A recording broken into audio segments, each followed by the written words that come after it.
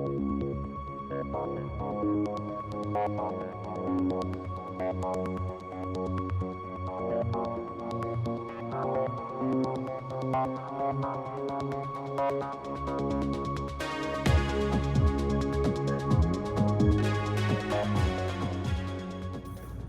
welcome back to Renee Ruth Music. How's everybody doing today?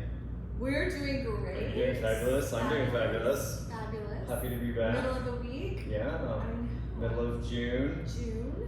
Killing already. it. Oh. I know. June 2022. It's crazy. I know. All right, so this isn't the topic of today, but I'm just gonna throw it out real quick because we had a show on Saturday. We did. And it was amazing. It was so good. Best show she's had. At least that I've seen. I'm gonna agree. It was amazing. And the sentiment, yes, like from the musicians on stage, we all felt it was probably one of our best shows so far. And then the audience, the feedback was just unanimous. Yeah, so, it was so good. Yeah, so if you missed it, it's on Twitch. Renee had it on Facebook Live as well. Lots of places to catch it. Yeah, we'll figure that out. But it was a really great show. If you missed it, then the next one is July 15th. Yes. So you've got plenty of heads up. You don't want to miss it. It's going to be amazing. July 15th. So, yeah. Yeah, and we're probably going to make it a ticket sale situation. Not sale like you have to purchase yet. Right. But that you need to claim a ticket because there's only going to be so Right. there's only so many Yeah, seats. yeah, that's true. We have an opener now, so it's going to need to be a little more structured. So yeah. It'd be amazing. It's so yeah, so just wanted to throw that out real quick. So super excited about that. So today we're going to talk about sync. I love sync. And for those of you who are like me that have absolutely no idea what that means, what I did find is that it's the process where songs are combined with moving images. You like, need to no, know I need to that. be prepared. So like It film, is TV, music commercials. to video. Okay. The marrying of music and video. Okay. And how does that work? Like, what's the importance of that? You tell me. Right? What video have you ever seen where there isn't some kind of music Oh, involved? that's true. Everything has it. I'm trying. Well, this podcast, even this podcast we started. Yeah, we had music at the beginning, so that that's would true. be synced. Yeah. That's considered synced. So that's called, okay, so that's what that That's is. That's sync. So I think it was 2019. I had just gone to Los Angeles that summer hunting for a music producer because I can write songs, Right. I can write melody lines, I have really great lyrics, I had no skill set, I had minimal skill set in production. And to get, that raw, acoustic vibe, like that got left in the 90s. Yeah. Like everything now is wicked produced, wicked clean, and I needed someone who knew how to do that, and it wasn't me. So, when you don't have anything near you, you gotta go looking. So I went to the other side of the country. That's good. Well, and funny, it was for a sync conference because it was 2018 Christmas. I was getting tired of playing cover shows, tired of, we had agents, we were wedding singers. I mean, we had done it. Yeah. And I felt like a piece of my soul had been taken because I was just cranking out cover tunes, and it was great to perform, but I love writing. Yeah. And I love music creation. So, and those arenas we were performing in, they weren't interested in original music. It's party, like they want to hear the song that they love and they know they want to dance. And I'm not judging, but like I knew that if I wanted to change, I was gonna have to make a change first. So I was already looking for something, and a friend, I think it was Finn, actually sent me this link, and he's like, I don't know if you're familiar with this, but here's some info on sync. Finn's really good at like, hey, like the NFT stuff. Right. Like he's like, hey, check this out. So Finn's amazing. So I read through that Christmas and I was like, oh, okay. So the short of it is like TV shows, movies, commercials, they all have sync supervisors that go looking for the music for those various things. And each show will have its own sync supervisor. Okay. Or a sync supervisor may have multiple shows. And then it evolved so far over the last couple decades that then there were sync agents. And they were the people that had built the relationships with the sync supervisors and became the middleman between the artist and the supervisor. So the one making the music and one creating, taking their little cut, leveraging their connections, which is awesome. Right. Like, I don't have time to start building those relationships, so I could definitely use an agent, which is why Mark Fraser is so awesome, because he, you know, took my little catalog on. But what I realized was, so keep going back, what really got me interested in sync was, we performed an original show, because I was so starving to do original music in Louisa. Hey Fred, when did we do Louisa? He's not listening. So my drummer's in the other room. We performed at Louisa, and I want to say it was also 2018. I think it might have been fall of 2018. And we were performing in Louisa, and that spring we convinced them to let us come back and do a show. And it was 2019. We were the featured act, and it was just all my original music. It was on stage. We had a green room. It was like all the things I've always like. That's what I wanted, and so we did it with them. And I remember I got done, and there was a song called "There Is Hope." And this woman came out very serious, and she's like, "That song needs to be on the TV show This Is Us." Okay, I still have not seen that TV show. Okay, so This Is Us, and I'm like, okay. She's like, "No, you need to call the producer," and I'm like, right. Could you? And that's when my wheels started turning. Like, how do you call a producer? Like, how would I even find out who it's responsible? Like, I knew these are things I didn't know. I was like, okay, so this song could be cool. And funny enough, I'm pretty sure. No, Chris Miller was on Pretty Little Liars. When pandemic hit, so now I've gone to a sync conference. I did end up meeting my producer, not at the conference, but through the conference. Thank you, Jen.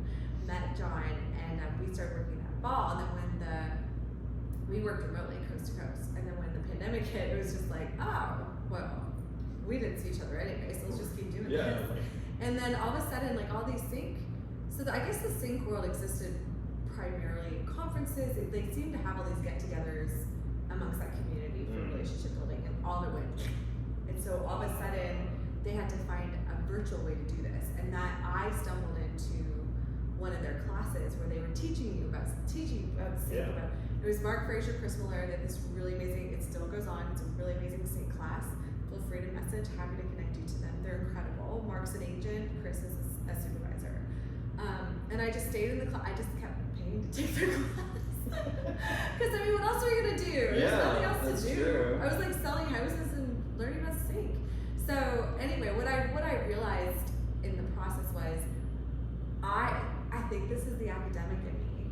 Like, I was so used to writing papers, 4 degrees later, I love, like, okay, here's the topic, now write something meeting this criteria. Like, it was very academic for me. So the briefs, so like, for example, Chris Miller is currently the sync supervisor for Vampire Academy, and I'm in one of their graduate classes that I keep being a part of, and they need to replace. So what happens is, like, Vampire Academy, when they film and they go into post production, they're gonna dump in tracks that they've heard or know of that would fit that scene, what's going on, and then they have to go about contacting the artist and asking what it would cost to use. And so sometimes that budget does not match the budget of the tiny little Netflix series, or where's Vampire Academy? Prime? I can't. Anyway, so they have to get what's called replaced. And so what they'll do is they have whatever that song was. It has like a genre, like it would be like a dark ambient or whatever, or they'll send out what's called like a reference track. Okay. In this case, the one that I'm shooting for, we wanted this track. Can't have it, so could you do something like it, right? And that to me was like a paper assignment, right? Like, oh my gosh, you just handed me the instructions, you even gave me a sample, like it's almost like giving you a reference, like here's an article you could reference, but it needs to be yours, So I took the track that Chris sent, and it's you know your style. Like I'm not gonna, if a hip hop one need replaced, next. But this one had this like dark ambient. I'm like, oh, this is so my space. Yeah, I'm like, oh man. And then I listened to like what the lyrics were about very vaguely, and I was like, okay, I can write in a similar theme. It was called Run, so it's about getting away from something, obviously. And then like that vibe, and so I love it. Like I actually love it. So one of the briefs that came by through the class when I first did it, it's been 2 years ago now. It was for a commercial. The payday on that commercial was gonna be $80,000. Wow. Mm-hmm. Well, that would this? They wanted a commercial. They wanted a song that would promote being able to eat whatever you want, because whatever this company was making, we should find this company. Right. It was like, there's no guilt. Like, you literally, like, it doesn't matter what you eat. It's like calorie free. I don't know. Like, it's just literally like, you never would have to say no. Like, right. they even would get, in that particular one, there was no reference track. Okay. But there was phrases like, eat whatever you want. Next thing, like, these things were there. And so when it came across that, I want to say they sent it on a Saturday, and I was leaving town on Monday, and I sent it to John, told him how much it was. I was like, "You want to go for it?" He's like, "Yeah, let's try it." So I had one little riff, like an 8-bar riff I created a couple years ago in Logic that I thought that was peppy, and I was like, I took the 8 bars and I sent it to John. I said, like, I'll write the track. So he gave me a scratch, like he took that 8 and made it a track, and then I took the track. And now we're 3 hours apart, and this is where it worked in our favor, because he's sending it to me. I basically scratched out all the vocals, right? And I sent it back to him, so I go to bed. He's working out all the details, and then he's sending me back the edits. Hey, re-sing this, hey, do this. So I was leaving town that morning. I woke up that morning at 4, got his edits, because now he's in bed, got his edits, re-sang everything, sent it back to him. But that was fun for me. Like, I literally was like, this is so cool. Like, we did not get it. Well. We did not get it. I don't even really know what happened to be honest, but we still have the track if someone's got a need for a commercial about. That's what's so funny though. So I also believe, like, when you write this, not to be so on the nose, because what if you don't get it? You don't want to put all that energy on something so on the nose. Right. It could be applicable somewhere else. So the hook was, this is what freedom is like. Yeah. Because that's true. eating whatever you want. Freedom! Yeah, I'm like, oh my gosh, we're not in a place where we can do that at all anymore. No, So I'm like, no. So, yeah, that was my first, like, taste at kind of, especially like a fast-paced brief, and just having the best time. And I thought, that's something I would still love to do. I think I'd love to be kind of like that Rolodex. I just aged myself. Every millennial's like, oh, what? It's like the rotary phone. What do I do with this? The kid just doesn't even touch it, just looks at it like, why won't it? I want to be on dial for them. Like, okay, if you need a replacement, look, here's the array of what we can do. Right. And if, here's our Latin, I can do Latin, I can do, pop, I can do a little rock, I can do, so if you need something in that space, let me throw it together. Like, that just would be awesome. Yeah. So, like, teaming up with someone in sync to be able to do that replacing for them, I would just love it. So is the purpose of a sync agent to go between your music and where it's going to land? The hope with a sync agent is that they'll be actively pitching you. So, like your original work, not something that you're having to create for something specific. Is that correct? That's still original. Okay. They can, Well, that's true. they can original, pitch but- covers. So, like, come to find out, like, it's actually pretty easy to sync a cover, which I thought there would be no value in recreating someone else's tracks because you can't sell it. You'd have to get the rights. Yeah. But apparently, there's room in the sync world where if you did a cover, like I have a really cool cover of Creep. If they wanted to use that cover of Creep to sync, they would just have to go ahead and contact Radiohead, which turns out, like, I guess Chris has a relationship with. Chris is like, yeah, I can call them. That's fine. Like, Chris, tell me more about your life too. Of course, seriously. Oh, I partied with them in London. It's cool. That's amazing. Like, I love your life. Oh, I love that. So cool. So you have a sync agent now. I know that you had talked about that on the previous podcast. How did that all start? I met Mark in the group, and so they'd go over how to pitch your own music. Because if you get a sync agent involved, you're taking a cut of the commission, Right. So every time they talk about what's funny is building, getting to pitch your music is no different from getting real estate clients. It is the exact same grind. And I just couldn't do both grinds. Yeah. So every time they'd be like, yeah, and I'm like, I always say, I just don't have time. And Mark knew how busy I was, and finally one day was like, oh, Renee, I'll just represent your music. I was like, for real? Thank you, Mark. I think Mark lives more in he's got a strong connection in Japan. Okay. He represents a lot of Japanese artists, so I'm not sure. I know Mark, if the opportunity was, would pitch anything I had in a minute. I'm just not sure how much stuff comes across his table related to my genre. So it's like you have to find that match as well, right? Right. So it's awesome that I have him as an agent, but he's busy working. An agent kind of deals with what comes across your table. You know, and they know their Rolodex of who they're representing and then they're placing. So I think a lot of his stuff.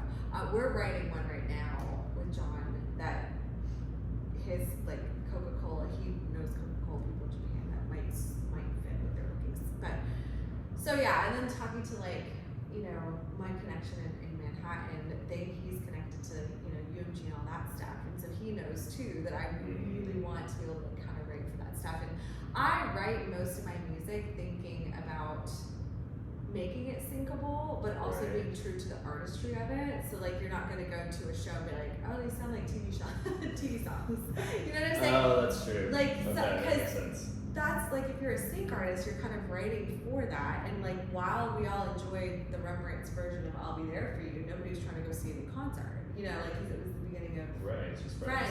Yeah. So like, but you might have wanted to see the Rembrandts because of it, but you're not trying to go watch, a succession of TV. So I was trying to write music. I am writing music that, when we finish the show, they're like, "That's amazing," and then they say I could see it on Broadway, or like they could see it in these places, but it's not like that's all it is. Right. That wasn't the purpose of it, but it's nice to have songs. It's stage worthy and sync worthy. Yeah. So, do you think the digital age of now having everything is social media, everything is fast paced, it does have imaging? Do you think that's changed the world of sync? Oh, 100%. That like the guys that have been in sync, have been in that world for a while. Like, so, in fact, I think when we were talking in the class with Chris and Mark, they were talking about how they got their jobs because it's like all of a sudden it used to be that it was all handled in house. Right. You'd hire your musician guy who would make all the music background for the Jeffersons or whatever that show was. They had an in-house band that did and then as things streaming and as more as it became abundant, so did they have to like develop these titles and these roles and because it's so big. Like they're still trying to figure out how to sync for like YouTube or and sync in terms of monetization because these people are just ripping people's songs and throwing them on and not paying for any of it, right? So how do you monetize these really quick blip things that are showing up on so many different venues, like platforms? Right. So is sync licensing, is that how you protect that? Is that piece of it? Yeah, so basically you want to have your music in ASCAP or BMI, which is like a publishing, like you publish it there with your name so that if someone was ever to use it, they would have to call you for the rights and pay for that. Right, okay. Or it would get caught, that you haven't paid for those rights and you'd end up paying on the back end. So I'm not as familiar with a lot of that, but I do know like the Connect up in New York, he was working on that massive machine that can work through for how many tens of thousands of channels in a split second and listen through everything and dissect if it's published artwork or if it's original, right? Like so anyone that's on a platform, if you want to go home and plunk out a melody and put it up, it's yours. But if you hear something on iTunes or Apple Music and you rip it for your thing, that's kind of like theft.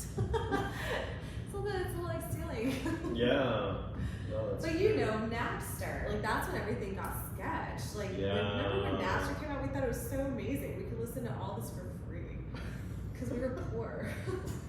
Well, exactly. We're like, how do we listen? Meanwhile, the artists are starving because the CDs that we used to buy are now just ripped and uploaded to Napster, and everyone's just listening to it for free. Or you're $7 a month or whatever. Well, exactly. Yeah. That was the first introduction to this kind of streaming idea, and then it was figuring out, well, how does an artist make money now if everything is so accessible? So yeah, it's still a little otherworldly for me too, but I figure there'll be a way.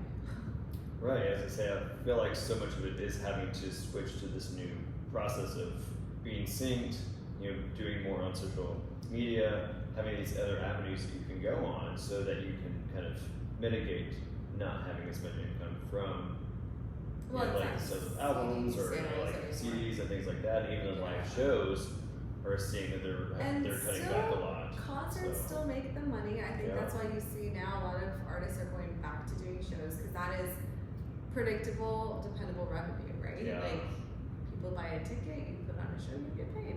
You know, where if you make an album now, it's like, how are you gonna get paid? Well, exactly. How Like, is anyone gonna buy it or is everyone gonna be streaming it? So. How if they stream it? What, it's like a 1 cent on the stream? Like I don't even know how that. Yeah, well, I read that in order for an artist to make a decent income, they have to have at least 120,000 streams per month. Per month, Yeah. so continual. Like continual, like in order to keep a consistent revenue flowing, you've got to have at least that many There's something to streams. shoot for. Yeah, exactly. So it's like there's always ways. So I mean, there's just you just have to be able to ebb and Learning flow. is that YouTube? What was that? Do you remember? That was Spotify. Spotify. Yeah. So that was just like they were just kind of saying because of how many artists are starving because of if you're not willing to learn the new ways and to keep up with it, you're gonna fall behind. Yeah. So. And that's why a lot of artists have moved to sync because it's more predictable because you can't guarantee placement, but at least you know that you're in a position to. There are people what they need. You have a skill. You know, there's that versus, you know, hoping you generate a fan base of like 2 million people. Yeah. And how long does that take? Well, exactly.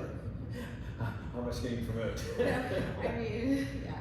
So at the same, like grassroots, like we're starting to do that here, but you know, a placement would actually catapult that for you. Right. It would help. It would quantum leap that traction, you know. So I think doing sync, if you could get into that, is a valuable space. Yeah. It's really. I love it. This was very educational. I really did not know anything about sync, so that's right. Well, thank you so much for that. Appreciate that. Thanks for having me. Yeah, thanks for joining us, guys. We'll see you next week. Cheers.